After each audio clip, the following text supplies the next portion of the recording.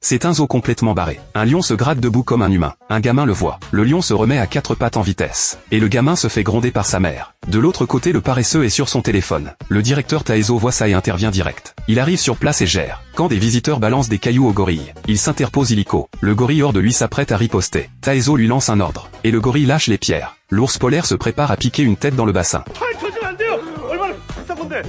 Tous ces animaux obéissent à Taezo, parce qu'en fait ce sont ses employés déguisés. Ce jour-là, la femme déguisée en paresseux se fait trahir par son copain. Le gorille débarque chez le type, et défonce son épicerie de fond en comble, et repart avec l'ordinateur sous le bras. Quand la police arrive, le mec dit que c'est le gorille qui a tout fait. Les flics lui demandent s'il a des caméras. Il dit que le gorille les a prises. Les flics le prennent pour un fou, mais le mec sent que c'est son ex derrière tout ça. Il se rend au zoo, et repère par hasard la femme déguisée en paresseux. Le paresseux fait demi-tour et se barre en appelant à l'aide. Le mec la rattrape vite, et la plaque au sol, et touche une partie bien douce du paresseux. Là le gorille rapplique et tabasse le mec sans ménagement. Au moment où il est sur le point de perdre connaissance, le lion et l'ours polaire s'amènent aussi. Le mec comprend plus rien du tout. Quand il se réveille, toute la mascarade est dévoilée. Heureusement, la femme convainc le mec de se taire. Mais le vieux qui jouait l'ours polaire s'effondre d'épuisement. Sans ours polaire qui va encore venir au zoo, Taezo se résout à enfiler lui-même le costume. Sous un soleil de plomb avec des gens qui lui balancent des trucs dessus, il comprend enfin à quel point c'est l'enfer. Vers midi, il regarde autour de lui et il n'y a plus personne. Mort de soif, il se planque derrière un rocher pour boire. Mais l'eau sort pas de la bouteille. Il repère un coca à côté. Il l'ouvre et le descend direct. Sauf qu'un visiteur le voit, et balance la vidéo sur TikTok. En moins de 2, l'ours polaire qui boit du coca devient une star du web.